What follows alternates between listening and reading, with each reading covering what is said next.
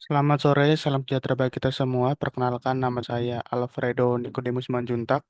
Pada kesempatan kali ini saya ingin mempresentasikan mengenai etika bisnis, mengenai kasus Aqua Vessel Mineral tinjauan etika bisnis, analisis etika bisnis terhadap praktik persaingan usaha tidak sehat.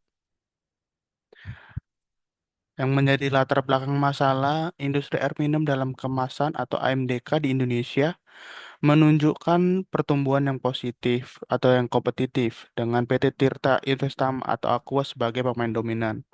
Munculnya persaingan baru seperti lem mineral memunculkan dinamika pasar.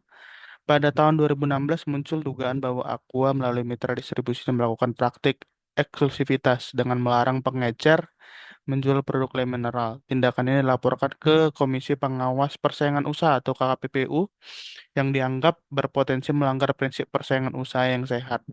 Kasus ini menjadi sorotan karena menyangkut penyalahgunaan posisi dominan dalam pasar.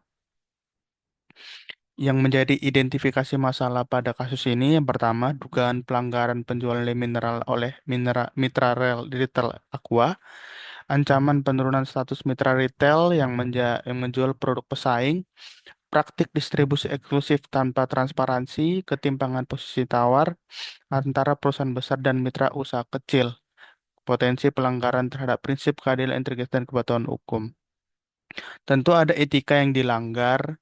Yang pertama, etika keadilan atau fairness. Aqua diduga memanfaatkan dominasinya di pasar untuk menghalangi mitra retail yang menjual produk pesaing atau remineral yang menciptakan ketimpangan dan memperhambat persaingan yang adil. Dua, etika transparansi, penggunaan klausul tersembunyi dalam kontrak distribusi tanpa penjelasan yang terbuka kepada mitra retail menunjukkan kurangnya kejujuran dan keterbukaan dalam hubungan bisnis. Tiga, etika tanggung jawab sosial. Dengan membatasi pilihan produk di pasar, konsumen dirugikan karena tidak mendapat akses terhadap alternatif produk dan harga yang kompetitif. Yang keempat, ada etika kepatuhan hukum. Tindakan Aqua melanggar Undang-Undang Nomor 5 Tahun 1999 tentang larangan praktik monopoli dan persaingan usaha tidak sehat. Yang kelima tentu etika integritas, tekanan terhadap mitra retail agar tidak menjual produk kompetitor, menunjukkan kurangnya integritas dan niat baik dalam menjalankan praktik bisnis. Hal yang tidak boleh dilakukan atau dilarang dalam bisnis ini yang pertama melarang mitra menjual produk pesaing, yaitu dengan produk eksklusivitas yang memaksa mitra hanya menjual satu merek.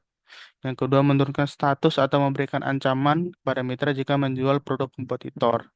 Tiga, menerapkan klausul kontrak sepihak tanpa transparansi dengan menyisipkan ketentuan kontrak yang merugikan tanpa penjelasan.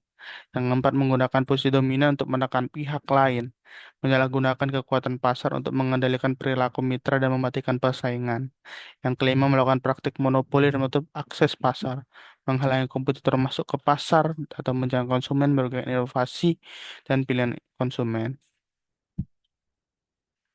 Kesimpulannya, kasus antara Aqua dan Lem Mineral ini menjadi cermin nyata pentingnya prinsip etika bisnis dalam dunia usaha, khususnya dalam konteks persaingan pasar yang sehat. Tindakan Aqua terbukti melakukan pengikatan atau pelarangan eksklusivitas terhadap mitra yang distribusi yang melakukan eh, penjualan lem mineral.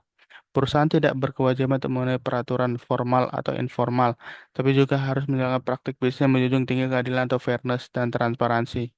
Kasus ini menjadi pelajaran penting bahwa dalam menjalankan bisnis, kekuatan pasar harus diimbangi dengan komitmen prinsip-prinsip etis dan keberlanjutan.